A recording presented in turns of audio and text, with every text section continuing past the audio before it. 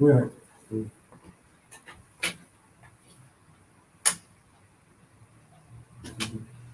Check, check. Check, check. I just heard it come on.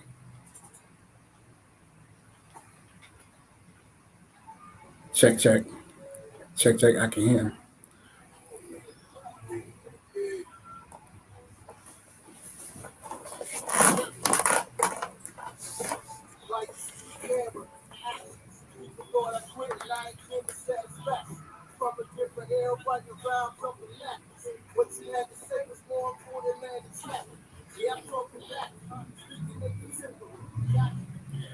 What's good, family, and welcome to another episode of Jimmy Bond's podcast right here on WPEB Radio 88.1 FM, 95.1 FM, West Philadelphia. What's good, family? What's good? What's good? I got my head, got my partner here. What's up, Ty? How you feeling, bro? All good in the neighborhood, JB. Live from the 215. Live from the 215. You know how we do. And you know, I have a special guest co-host with me today. Her name is Miss Lynn Austin from Hugs Around America. She is the founder of Hugs Around America Foundation.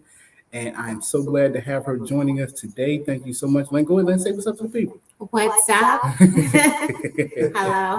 Hello. Well, remember, family, call us with your comments or your questions at 215-472-0881. Again, that's 215-472-0881. You can also email us at jimmybondspodcast@gmail.com. Again, that's jimmybondspodcast@gmail.com. It's JIMMYBONDS podcast@gmail.com. Also, family, remember you can follow us on Instagram at Jimmy Bonds Podcast, on Twitter at Podcast Bonds, and let's make sure you join the Jimmy Bond Podcast Facebook group. Let's continue to open a dialogue. Moving right along, family, we're continuing our series here at WPEB Radio, Every Voice, Every Vote, West Philly Voices, and I have a guest tonight.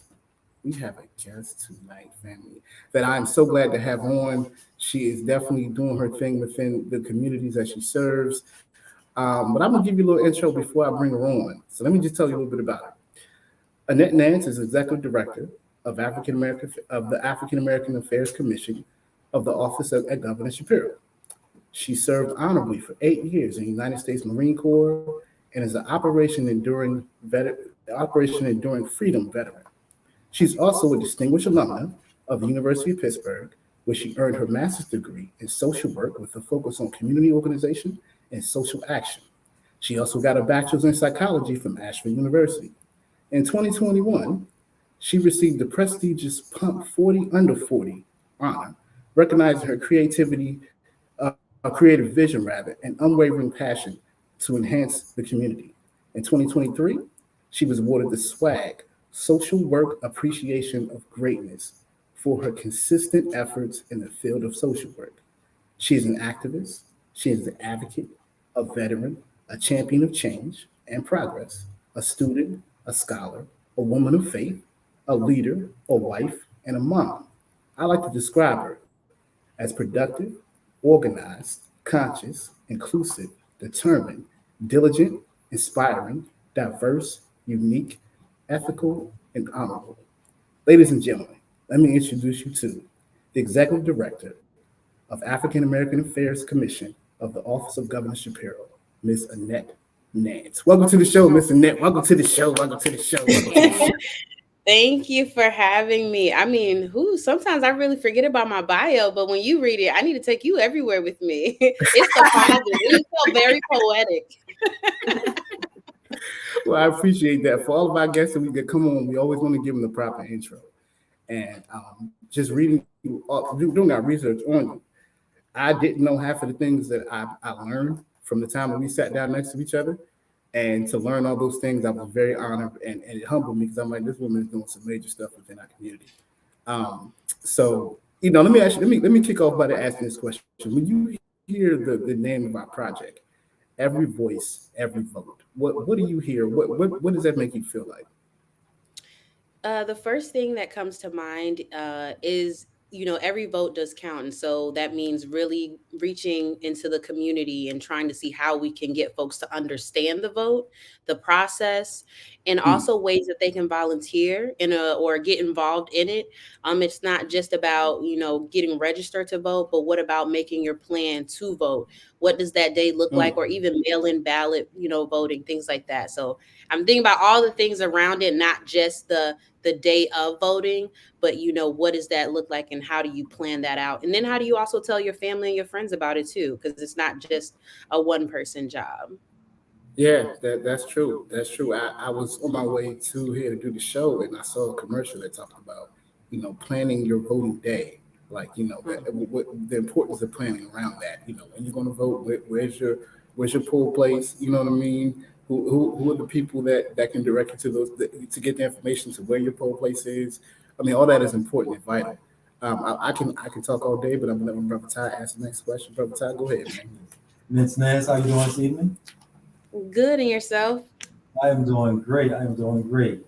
So tell me, the life of an executive director of African American Affairs. What is the life of a executive director of the African American Affairs like? It's a lot of things. I'm trying to, like, what is one word when I think of it? It is something that is constant movement, and not just in the sense of physical, but in the sense of thought, in the sense of the way that we connect with our internal state agencies and understanding and providing our perspective, especially the African American perspective, whether it's PennDOT or Pennsylvania Council of Arts, trying to really ensure that artists across the Commonwealth are aware of that state agency, and especially if they have Mhm. businesses, but also getting Black and Brown businesses registered as vendors for the state. So when they put out those requests for proposals, folks are already registered. They can go ahead and go through the process versus, not knowing what's going on. It's also for me, I'm traveling across the state, so I'm getting to know a lot of places that I didn't know existed because I live on the other side of the state, so in Pittsburgh. So I know a good bit of Southwestern PA, but I'm getting to know all these other areas and also learning a lot of Black history throughout the state as well. Is Mm. working with our elected officials, the various caucuses that are within the legislature. So if you all have been paying attention, which I hope you have, Oh the yeah, we have. Black Maternal Health Caucus that kicked off, that Rep Mays, Rep Cephas, and Rep Curry are doing that work and championing on with that. And so talking with our elected officials, a lot of stakeholder engagement. So I was in Philadelphia in June. So really getting to know the landscape there, what leaders are doing, connecting with the African American museum there with Dr. Jordan and the great work that she's doing there. So it is a lot of things. So I guess in short, to kind of like summarize, that was kind of long, right? So that's No, connecting with no, our no. elected officials, working internally with a lot of the state agencies, but also my colleagues. So every room I'm in, I would be remiss if I don't also talk about the other commissions. There's 5 other ones: Latino, LGBTQ, AAPI, women, and then our newest one, next generation engagement. So that's the 16 to 26 age range, really engaging our youth. We know how important it is for our youth to be educated in these spaces, so they can understand what it's like on a state level, what's going on that really includes them, so that we can keep them here in Pennsylvania, as things kind of go forward. Wow. So, what programs or services have you seen so far that work or has worked for the people of the community, as far as African Americans? Any specific programs, like we mean related to like voting type, or just in Yes. general? Voting, yes, we're in general too, yes. Yeah, so the latest program that made a lot of waves is the automatic voter registration, which is something that's really important. Seeing the numbers go up in that, because we know, a lot of folks, you have a license, you're going to do that process, and so that's been a successful program there. And we had received a lot of support from a lot of elected officials and others nationally. Pennsylvania continues to be that national leader in a lot of spaces. Yeah. But we also know there's a couple other things that we were really pushing and educating folks on in the voter space. So really putting out those infographics about, poll workers, where they're needed, the websites, and understanding that, and continue to educate people when the last day was to register to vote, and then also continue to educate a lot of folks, especially electronically on social media, emailing lists and things of that nature of when to turn in said ballot so folks are aware. So it really making a huge push on social media and utilizing a lot of things digitally because we know that it's working. Yeah, that makes sense. Lynn, now I know you got something you want to. Yes. So you talked about the programs that are working. I would love to see something take place in the schools prior to graduation. So prior to them turning 18, 17, 16, 17, around that age group, where when they turn 18, it's not a heavy lift. They understand the purpose of the voting, and each we get excited when we talk about the presidency, right? But all the other different layers and times of voting, the turnout is low. But if we go back and we start in their in teenage years, right? Mm-hmm. Educating them on the purpose of taking your vote serious in every level, every Voting year, pretty much. Voting season, as they would say. season. And the Supreme Court right now in our area is important, right? We're fighting for that seat. But if they understood the importance of getting to the polls, and we are registering them, you are seeing those numbers go up, but the educational piece, I would love to see that.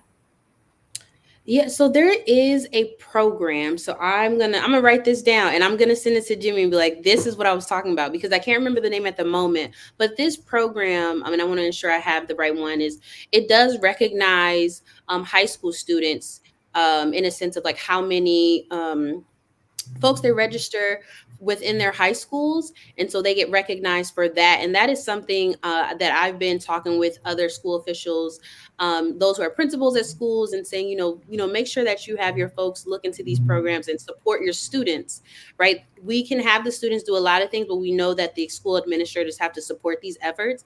They have to email folks like myself or others in state agencies to really get these programs moving. So that's one thing there.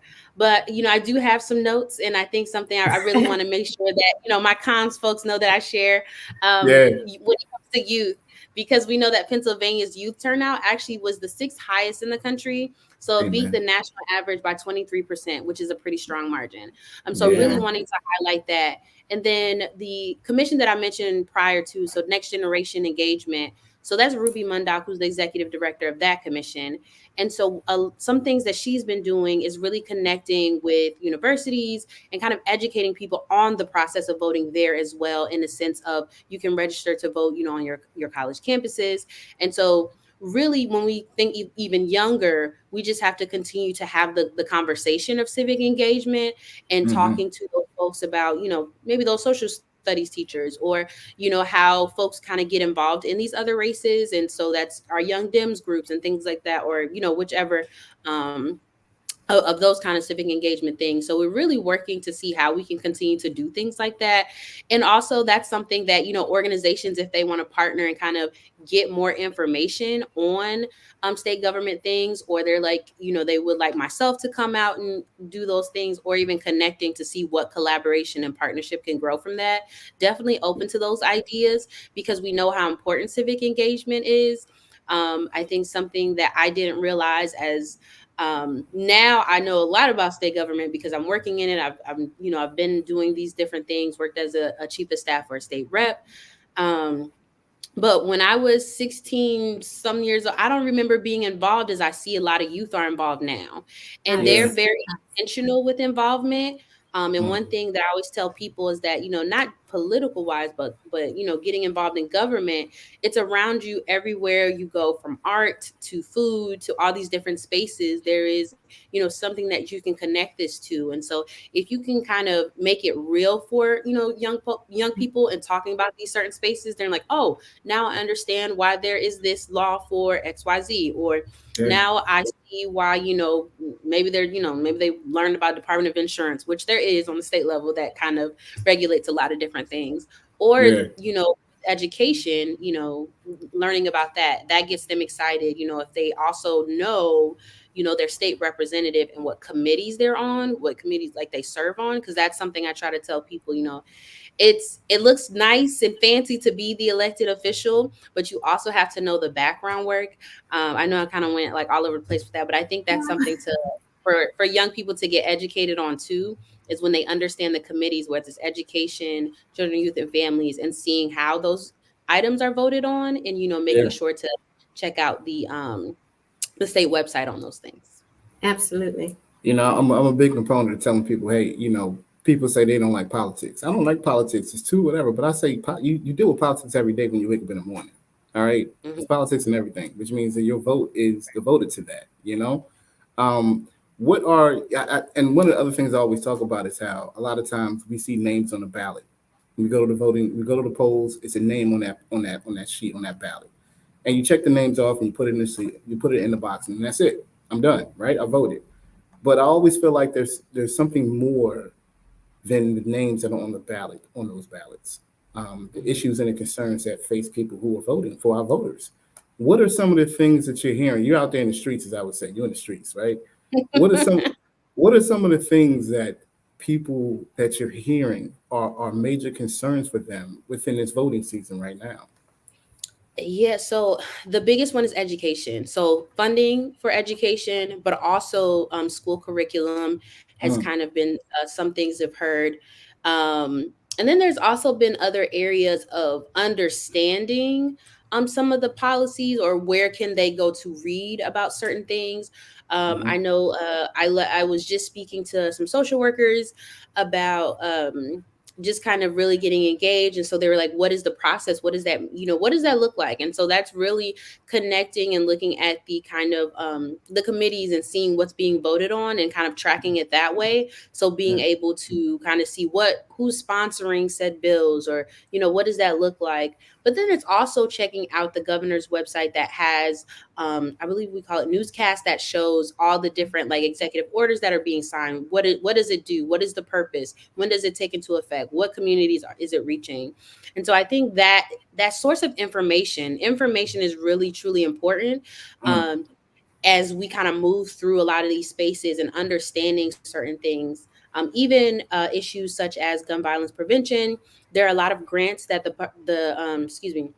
Pennsylvania Commission on Crime and Delinquency has been working on, and things of that nature. I know there's currently a grant out right now, nonprofit security grant, really looking into making sure that nonprofits have the right, like, camera systems and all these other areas, and updating them to really ensure their safety. So that's an area right there that I've heard about as well. And so in the technical assistance for that, so folks can get on the website, connect, and then talk with the folks who are managing that to kind of understand what's needed. And then also another thing when looking at these areas is to connect with your elected officials as well. Is to say, this is in your district. I'm applying for said grant. I would, like your support, or, I'd want to just understand this a little bit more too. How do you understand it? Explain it to me. So I think those kind of go hand in hand in that kind of relationship as well. You hear that, Ty? She said contact a local official. So I got State Rep Curry. I'm gonna make sure I hit her up so she knows. I'm gonna say, look, the executive director told me to contact you. She Okay, said it.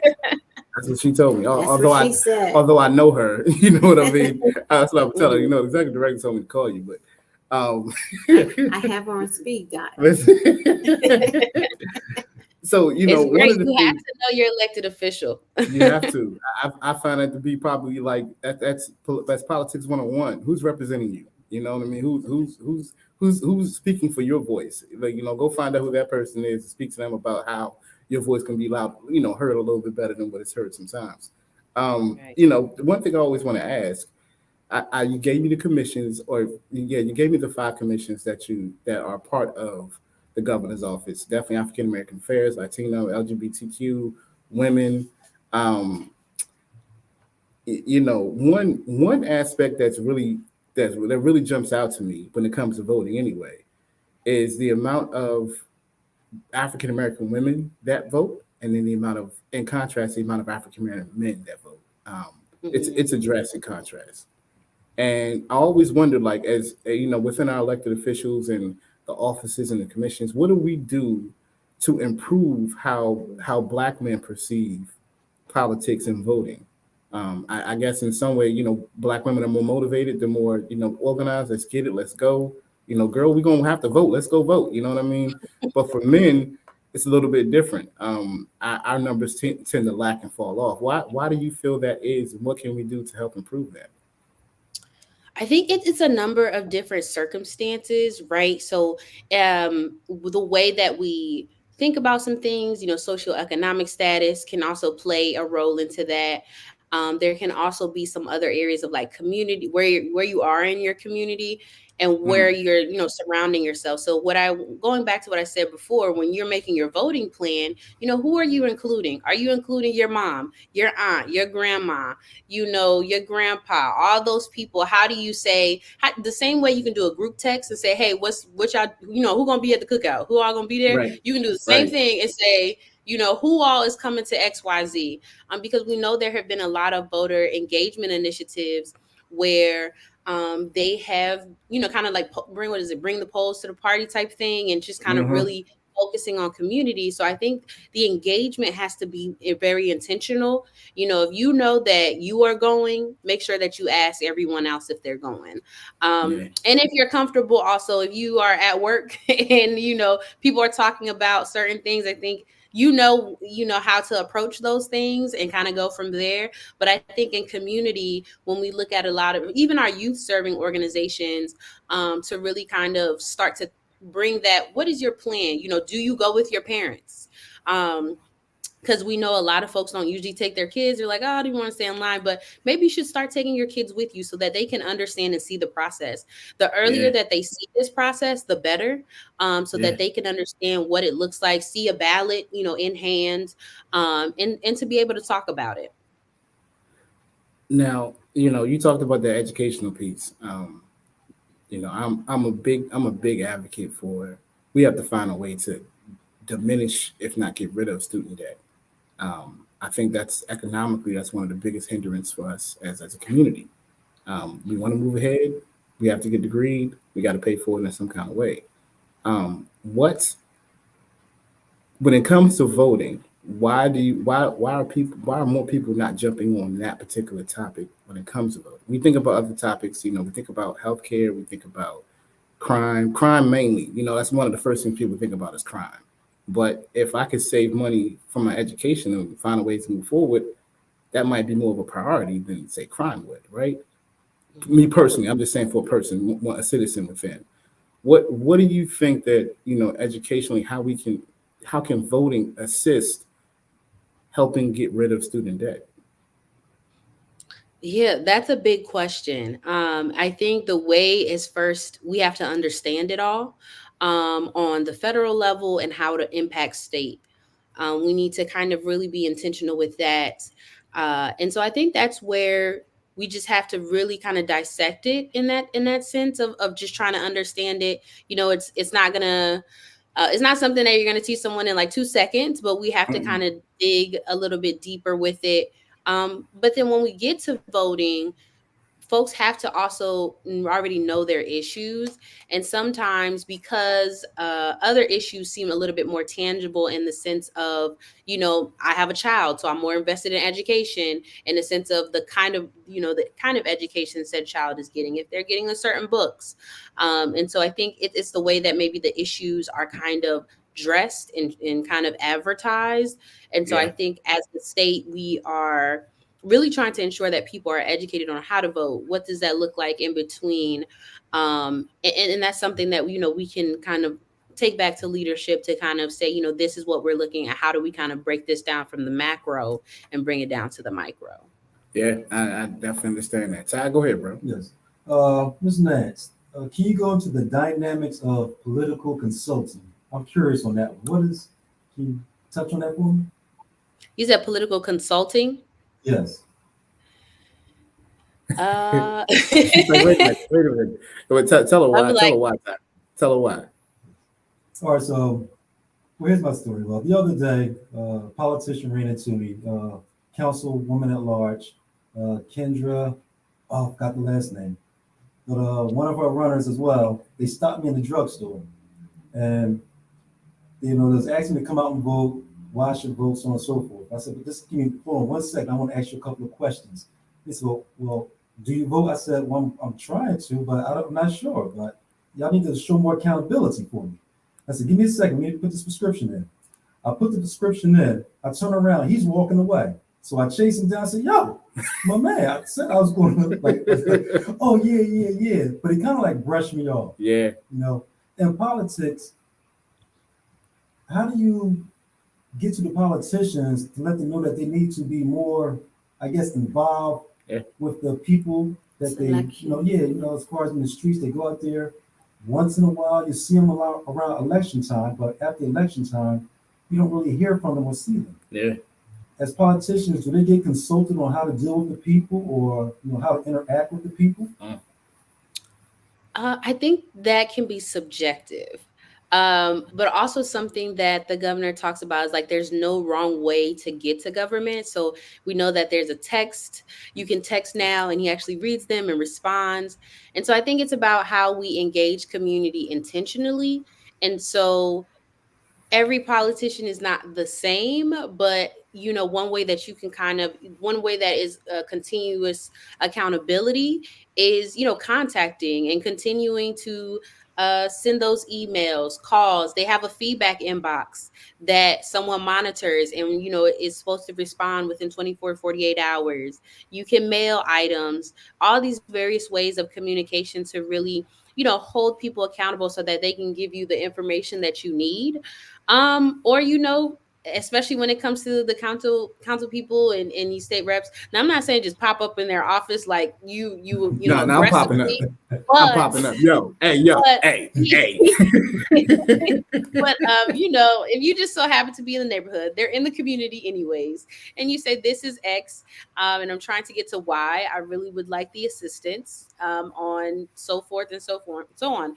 There are a lot of state reps that I've seen that are, if they have events, you should attend that event. If they're having a senior lunch, I mean, you might not be a senior, but you can still go to the senior lunch. You never Oh, know. yeah. You might have a neighbor that needs to know about the senior services that that they're providing, that they're trying to get more information and engagement on.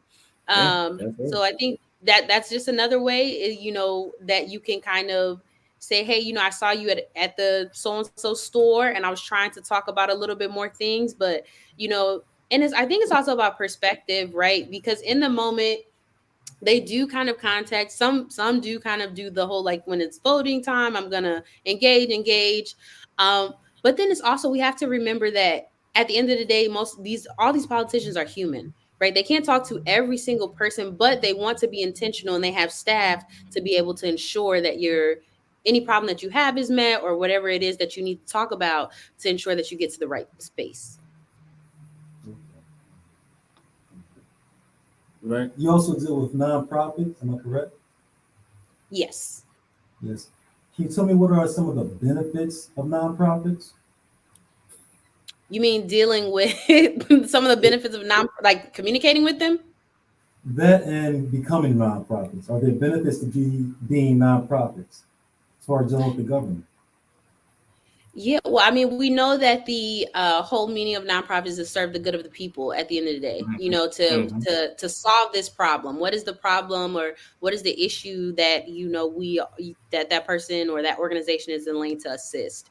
And so when you tie into government, you think about the different spaces that sometimes it's a funding thing, or other times it's really connecting to get information and to have those kind of information sessions. You have someone from the state agencies come to said nonprofit, depending on what the topic is, to talk about what they're doing and how to make sure that they're having community engagement. Like when it came to the broadband issue, because we know that a lot of communities do not have high-speed internet. And so Yeah. that is someone from a state agency coming to a nonprofit that may be doing maybe they're doing a lot of things in STEM, but they know that sometimes maybe, the internet's not as great. So we need to get more people here to advocate on this so that we can get more people aware of this issue that's, hindering our programming. And so that's where, that kind of relationship with government and nonprofits go.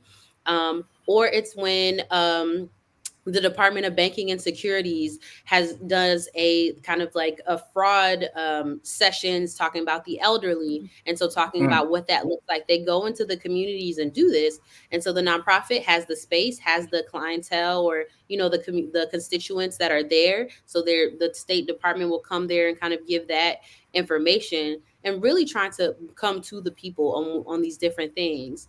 And that's where another example of how nonprofit and community go together with state government, because a lot of these sessions that these state agencies have are usually in the nonprofit space to make sure that they're reaching the people. Man, I can dig it.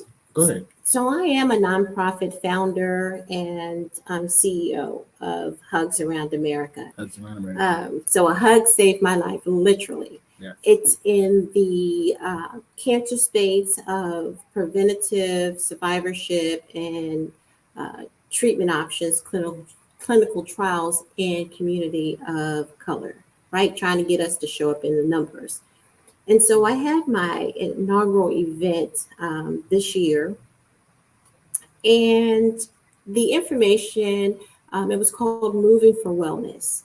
And the goal was to tie in moving, exercise, and not technically calling it exercise, but fun, like double dutch, Zumba, hula hoop, and line dancing to decreasing the risk of a cancer diagnosis or diabetes, right?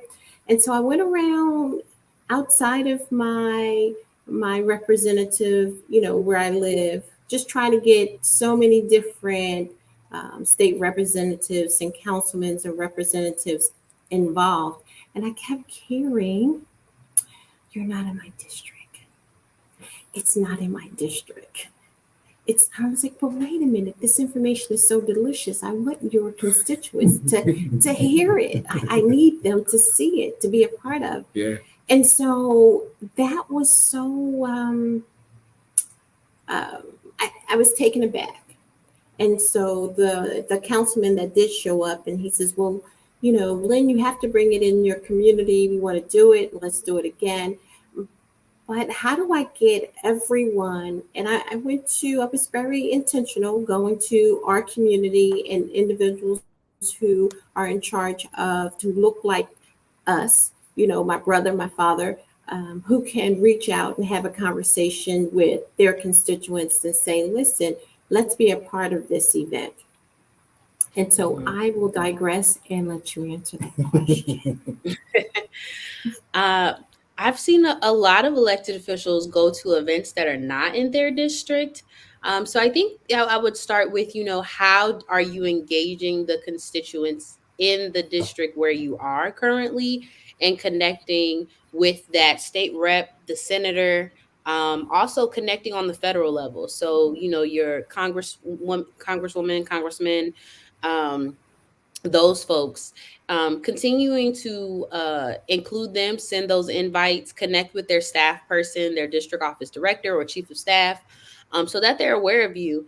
I mean, it needs to be to the point where you're calling and they're like, there she go again. Like it needs to get to that point because they need to know, it's like that saying, the elevator pitch, right?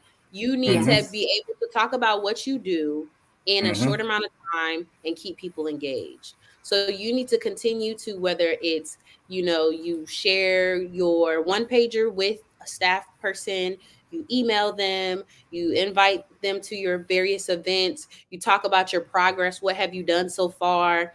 what does that look like for some of the, what have been your wins? Where are the areas that you need improvement on that you're going to continue to improve? And then also kind of connecting it to some of the things, that they may be supporting. So if you know that there's a certain person that's supporting various issues, and it may not specifically be in the health space, but you know how they are connected.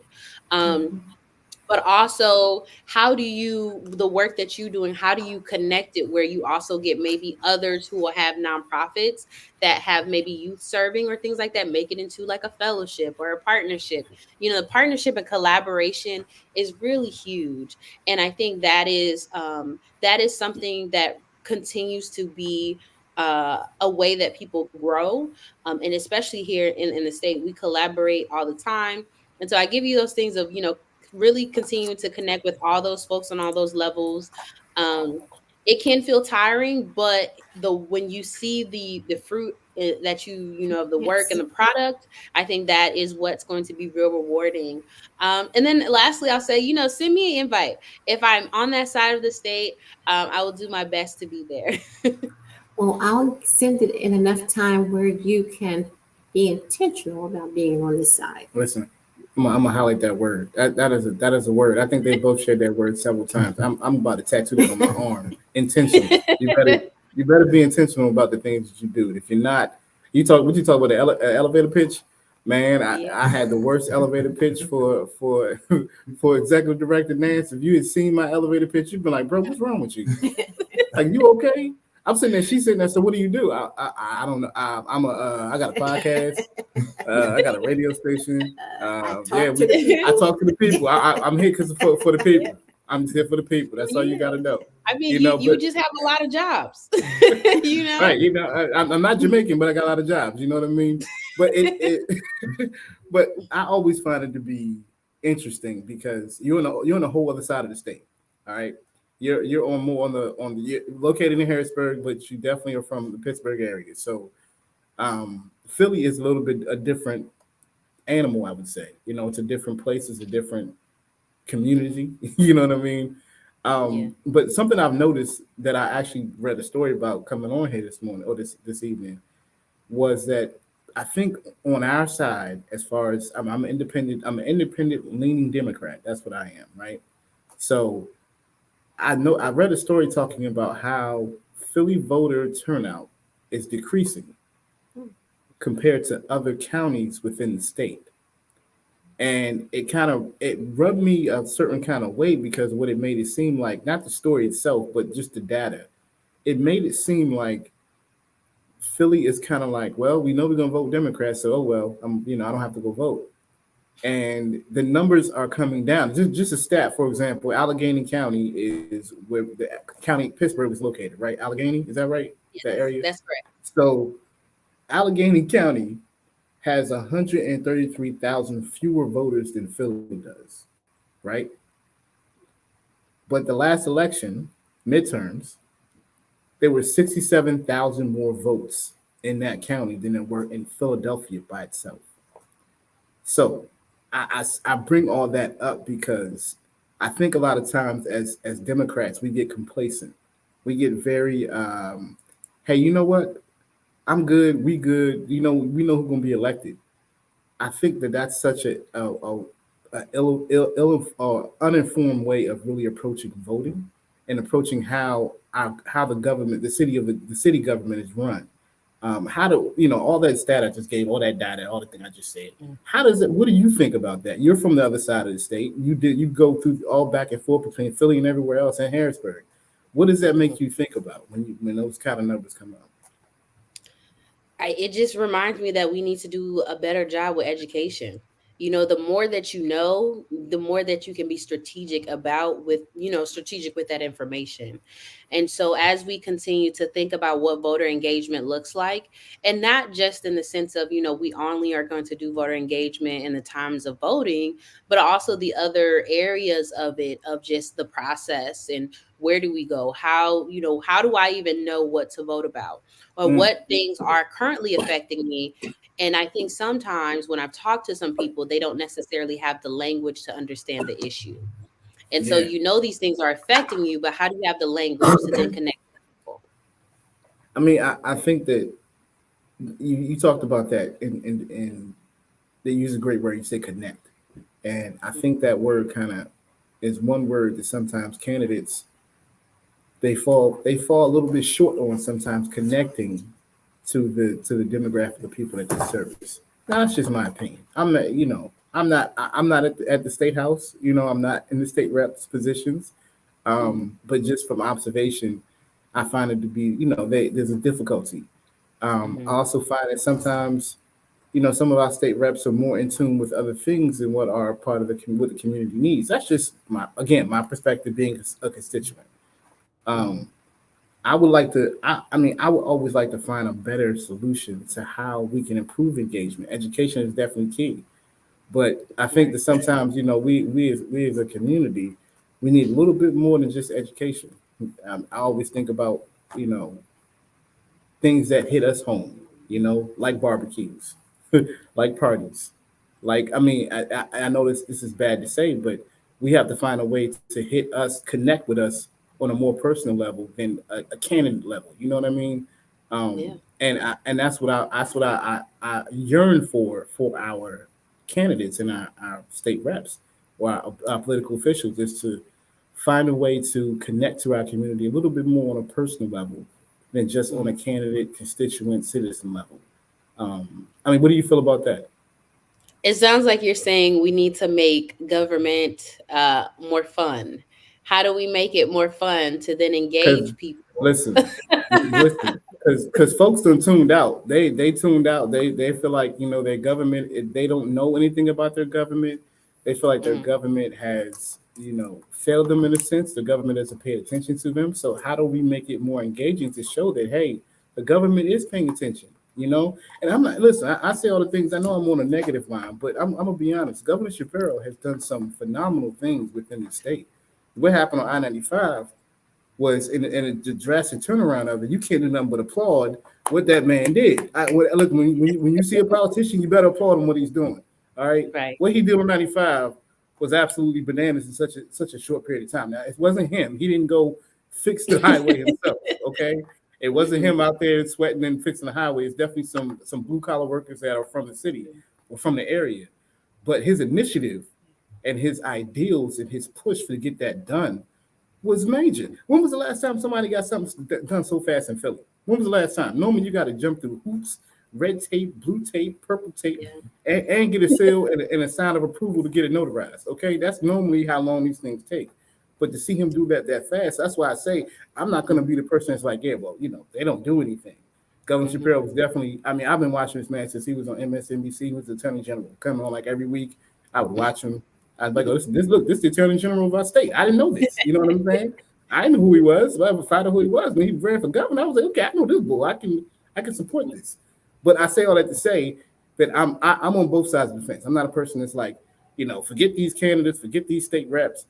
When you see something good, you acknowledge it. But when you Right. see something that needs to be changed or challenged, you have to bring that to their attention. And connecting with the candidate and the constituents seems to be a big um, it's a big separation. But it seems like it's by an ocean. We're all separated by oceans. We can't even come together to get each other on the same page. Yeah.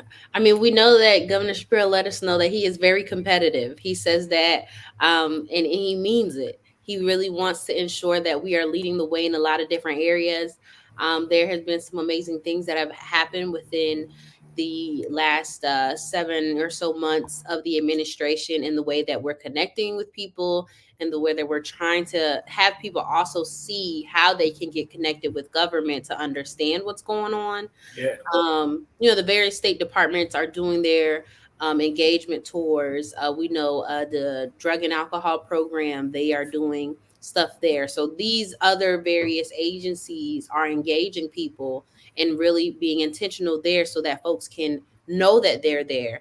And then also, see that people of color are in these spaces. The secretary of that department is a Black woman, See? Dr. Latika Jones Davis, and that is something that's amazing there. And even in education, a Black man is also running. That is the secretary Dr. Khalid Mumin. So just thinking about these spaces where we have so much representation, that should ignite people to understand the importance of these roles, how they also Mhm. trickle down, and what that looks like.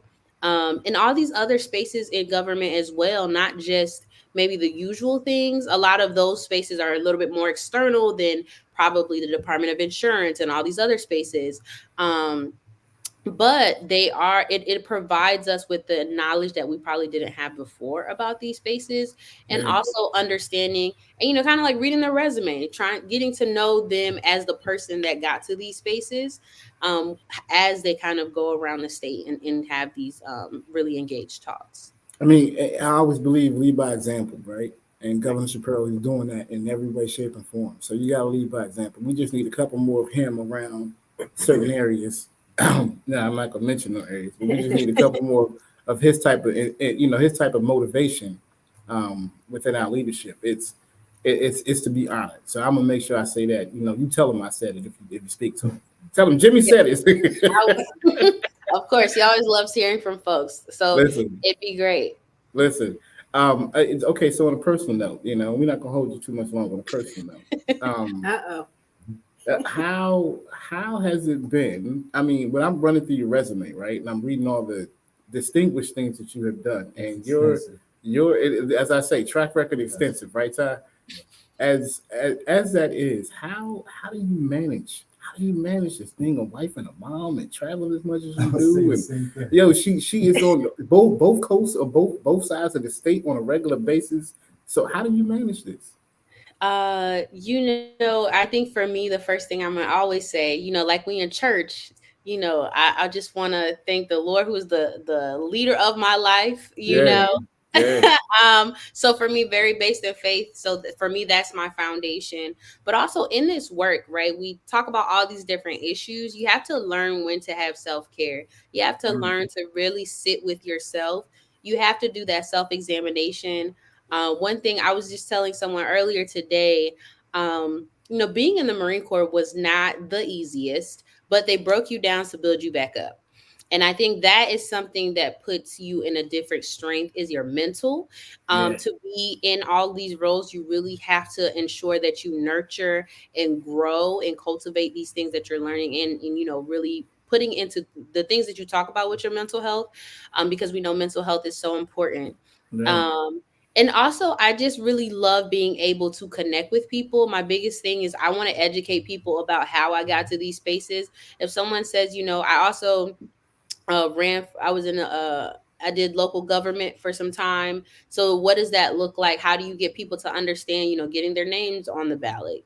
How do you understand, get them to understand where their office is that they need to connect with?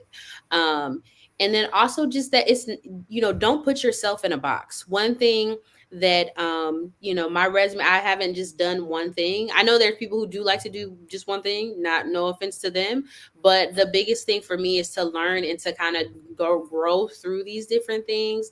I worked in early childhood at the University of Pittsburgh. I've done things, I worked as a chief of staff. Those are two different worlds. But I have, my background in psychology, but that all connects because as we think about all these things, the biggest thing for me is to really ensure that people are in the center. We are working on programs that are for people. We are providing people with this information. And I believe it was Dr. Cornell West that probably, I think it is, I might paraphrase a little bit, but you can't lead the people if you don't love the people. Mm-hmm. So something for me is I just continue to think of all the people along the way who have helped me to be where I am. My mom came from a different country. We didn't always have family, but I knew there was people that, God would bring along to really assist in these different ways. And so Mm-hmm. I think that for me is the center is just continuing to make sure that we help people, educate people. Um, and I think I would say I'm pretty accessible in a sense of, people email me, they text, me to be able to understand what's going on. If there's something that I may not understand, instead of telling someone I don't know and then that's the end of the conversation, Yeah. I will say just, let me connect with the right person to make sure that we both are understanding what's going on so that I can kind of keep this in my arsenal for moving forward. See. So I definitely hear the passion and the love for the people in your voice. Yeah. Your heart is speaking. I hear the words, but I also definitely hear your heart. She wear it on her sleeve. Yeah. You So know? it's definitely a blessing to have someone like you in that chair doing what you do. Yes. I mean, if there had to be another executive director of African American Affairs, normally that kind of title you would see a little bit older black woman maybe, um, with she's had 35 years in government. And listen, I'm being so stereotypical right now. I'm just being, but this is normally what you would expect. So to Mhm. see such youth in that position and knowing that that's the progress. That's where we need to be. They need to put some youth in these positions in order to not just stay in the positions, but to see them move forward in the way they're supposed to move forward. So Yeah. I appreciate it. I agree with Lynn. I can hear it in your voice. And Ty said he agreed too. We can hear your passion for the people more than Mhm. anything else. And then for me, if you about the people, that listen, I love it. Like I'd rather you be for the people than not be for anything else. And I Right. appreciate that. And let me also mention two more things, like real quick. Mhm. First of all, before I even let you go, thank you. And I hate to say this in such a slogan, but thank you for your service. Thank you for doing what you did.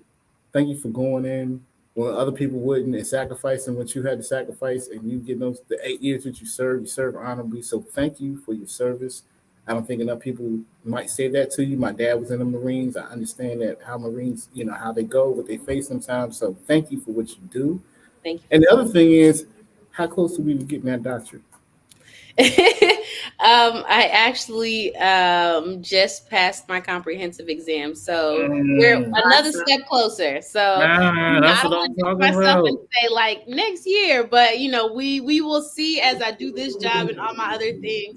But it's coming. It's coming. That's love. We gonna be Awesome. like Dr. Annette Nance, Executive Director of African American Commission at the Governor's of Shapiro's office. We listen. I'm waiting for that title to come. When you get it, please tell me. Don't be like, don't be trying to like pop up one day and I see you on social media and you pop up and she got her doctorate. I'm like, oh come on, man. But no, listen, I Congratulations. I was honored to hear that. I think that's a major milestone, particularly for women of color, to Thank you. push that and get that. So congratulations on that. Like you ain't gonna come over here and we just gonna ask you questions and you just sit there and answer. Now we're gonna talk about you because you're doing some good work. You're doing some major things, and we greatly appreciate you sharing with us. Team, is there something you want to say to executive director before we let her go? Look out for the emails. They're coming. I am grateful to have sat in. Thank you so much, Jimmy, for allowing me to partake and just listen. And so sometimes just quiet and listening, you can learn Yeah, a lot. And I did. And I'm appreciative for all that you do. for sure, for sure. Ty. Yes, I just got off the phone with Marvel Studios. They're going to drop Wonder Woman and replace her with you. So congratulations. She is That's a just what. superhero without a cape, boy. Yeah. That's the truth. Superhero without a cape. That's love. Well, is there something you want to say to the people before we let you go? I was gonna make a comment. So what's actually funny is that when I got out the Marine Corps and finished my contract, there is everyone sometimes they get these different plaques. My plaque, I'm gonna send a picture if you don't believe me. My plaque is literally like the rank that I was at the top and Wonder Woman at the bottom. Oh, So I'm gonna have to send a picture. So yeah, and it has like my medals on there. But something I want to leave with the people is to really do your homework on what's going on in your community, the issues that are really that you see, whether it's there's a pothole on your street and you're like, who do I contact, or there's things you're seeing at your church. How do you get your churches involved in civic engagement, or your any other nonprofit? How do you really get youth to kind of also get involved and excited about this work? And then lastly, if folks want to contact me, I'll leave my email anance@pa.gov. Always willing to answer questions, connect where I can, and ensuring that we continue to have a seat at the table. The more that I get the information from the community on all sides of the state, especially, for Black and brown folks, that's really what I want to make sure that I am advocating for at all times, on all levels, locally, mostly at the state and federally, making sure that folks are just aware of what's going on. And you can find me on LinkedIn as well. Always love to connect with people on social media, but really I think making sure that folks are aware of the commission social media, and so I'll share that so that folks can connect and kind of stay up to date with what we have going on.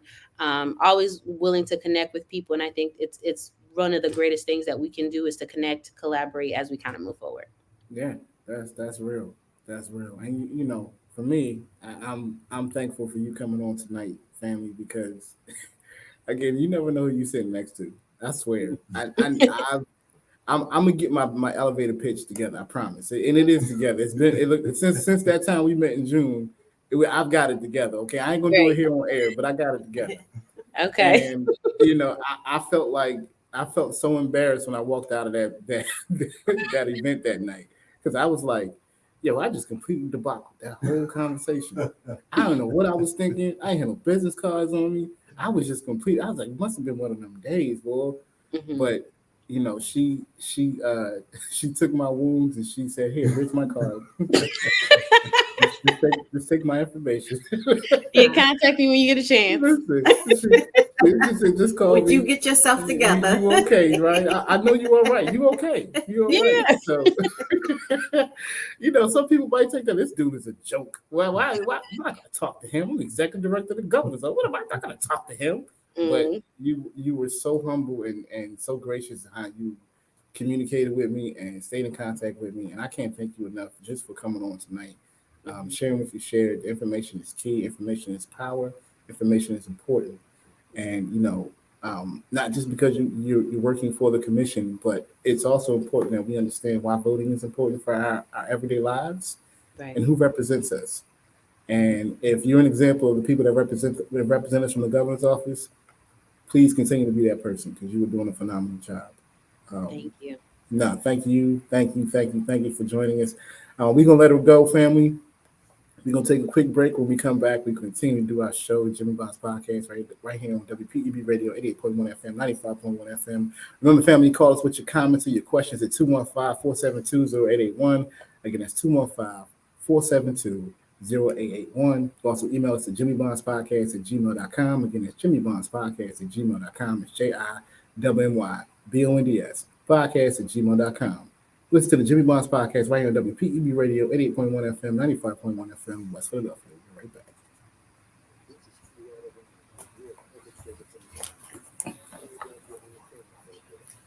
Can you hear me? Yeah. Okay, you can still hear us? Is she on? Got it. Perfect. Annette, thank you for coming. I can't thank you enough. This has been awesome. It's so dope, so fun. I'm right there with you. Like, you're doing some major stuff, and I really appreciate you coming on tonight. Really. No, thank you for inviting me. I'm glad that I was able to. I really wanted to make sure I worked it in the schedule. Say it again. I wanted to really make sure that I was able to, because I know it's like a busy time, and just trying to make sure I connected before all the holiday things started happening. Yes. So yeah, definitely, let's, continue to stay in contact. And if there's things going on in Philadelphia that should be brought to my attention or whichever, let me know. Because I definitely, I'm still working on getting to know all the different spaces and how to pronounce stuff, because it's been unique. Yes. So yeah, and it was also nice to meet you as well. I look forward to learning more about. Did you say Hugs for America? Hugs Around America. Okay, I was like, I'm missing a word. Or A Hug Saved My Life. So those are the two. The name of the book's A Hug Saved My Life, and the nonprofit is Hugs Around America. Nice. Well, thank you both. I really appreciate it. And I'm sure we'll be in touch. I can't wait to go to sleep.